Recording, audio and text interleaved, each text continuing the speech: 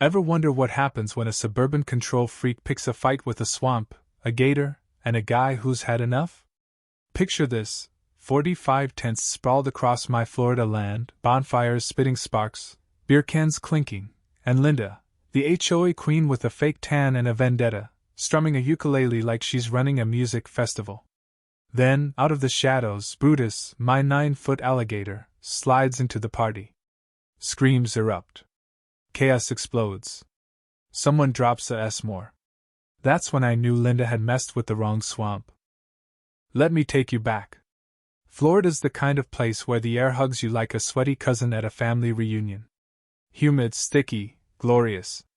My 10-acre slice of paradise, inherited from my granddad, sits between Highway 19 and a gated community with fancy signs and nosier neighbors. Granddad called it Muddy Hollow.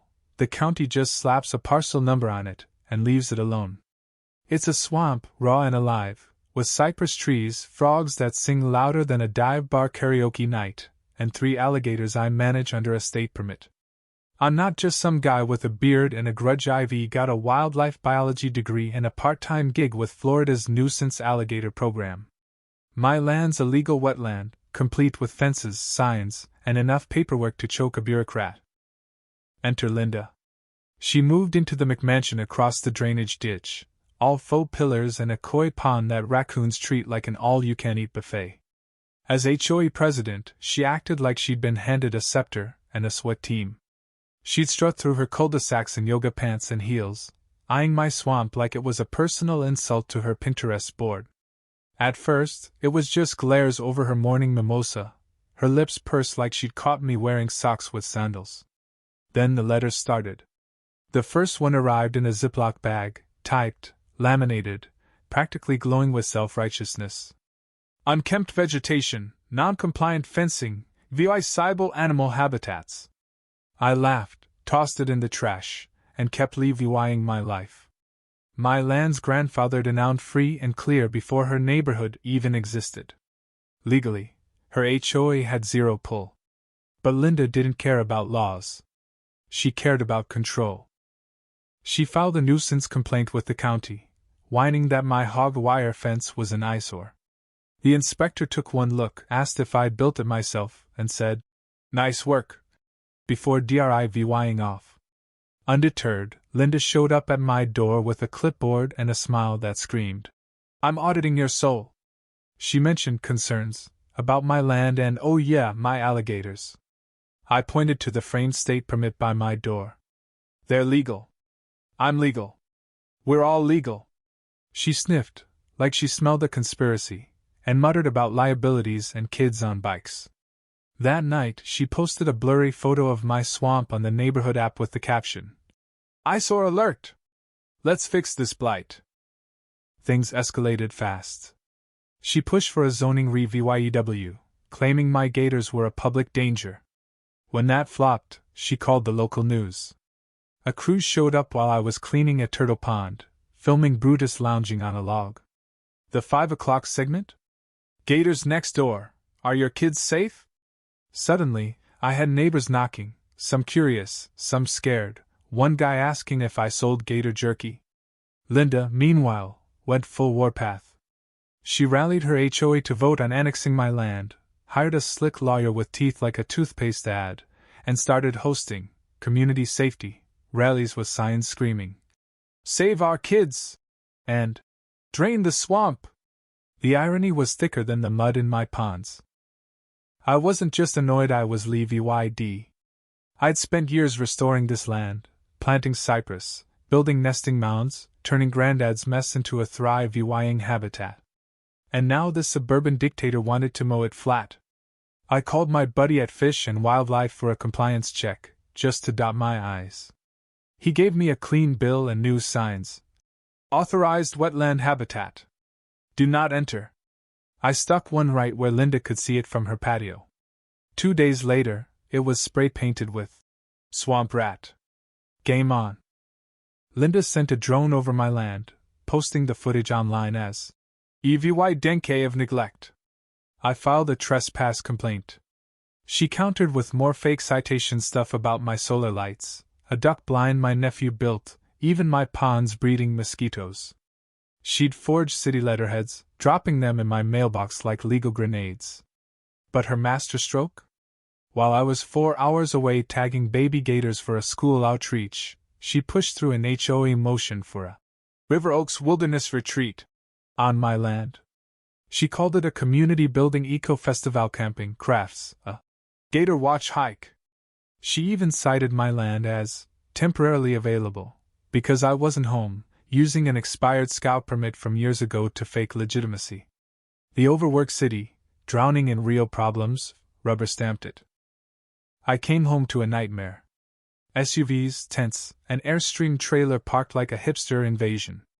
45 campers, from REI diehards to kids in pup tents, had turned my swamp into a knockoff Coachella. My solar lights were yanked out, labeled tripping hazards. Someone dug a latrine near my palmettos. Teens were shooting bottle rockets by the pond. And Linda, in a cargo vest and a clearance rack safari hat, was on a wooden stage with a megaphone, strumming a ukulele like she was auditioning for a reality show. I slammed my truck door and stormed over, stepping over trail mix packets and juice box straws. A kid asked if I was the park ranger. No, I growled. I'm the owner. Linda spotted me and hopped off her stage, all fake cheer. Oh, hi. You're back early.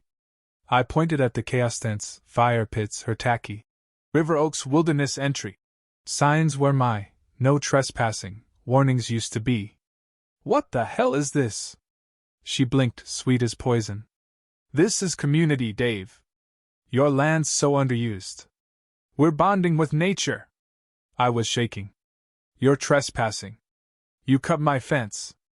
You're in a protected habitat. She sighed, like I was the one being dramatic.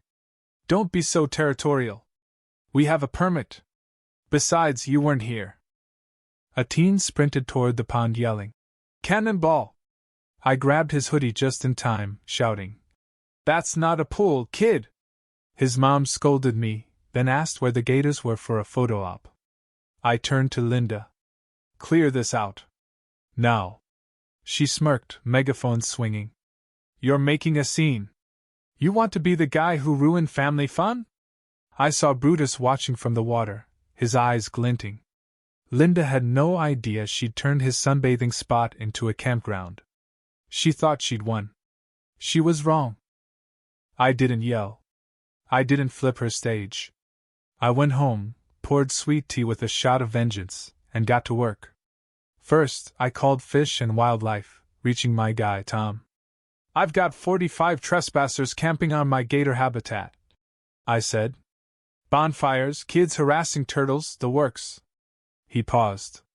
Text me the coordinates. We're coming. Next, I filed a code enforcement complaint, uploading photos of cut fences, trampled signs, and a makeshift toilet dug with a beach shovel.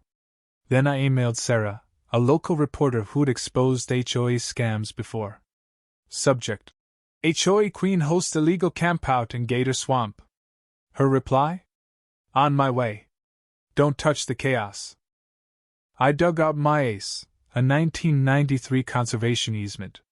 It bans unauthorized active VYT on my land, with criminal penalties for violations. Linda's bonfires, tents, and fence cutting? All federal violations. I made copies, highlighted the juicy bits, and labeled a USB drive. Linda's reckoning. Then I sat on my porch, watching the campers butcher, Sweet Caroline, while Linda played Wilderness Guru. Sarah pulled up, camera ready, muttering, "This is a lawsuit in flip-flops." I pointed to the marsh. Brutus was MOVYing, slow and silent, drawn to the firelight. The music stopped when a kid screamed. Then a dad screamed louder. Chairs toppled. Marshmallows flew. Brutus didn't charge, just stood there, 9 feet of prehistoric chill, blinking like he was judging their playlist. Linda tried to rally. Stay calm. It's just a big lizard. Someone yelled.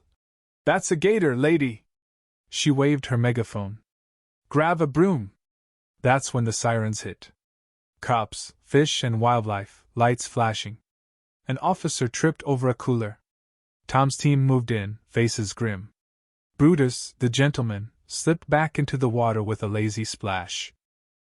Sarah filmed as Tom's crew read Linda the riot act: trespassing, habitat destruction, endangering minors, Remo vying federal signs. Linda stammered, "We had a permit." Tom held up my easement. "Signed by you. Not legal."